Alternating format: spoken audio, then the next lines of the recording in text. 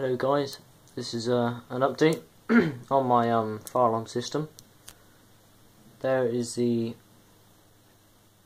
Apollo Series 65 optical smoke detector there, and that is now mounted, as you can see next to my light.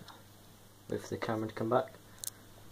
I'm just using my phone's camera because it auto focuses, unlike my other camera. There is a panel.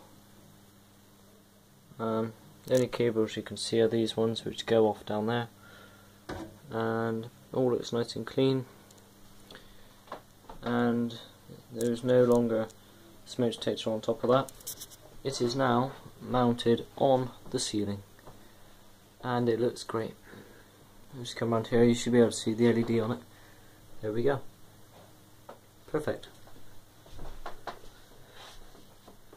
There is a detector. So yeah, that's what I've been up to today, and I've got another 2 of these detectors left to mount.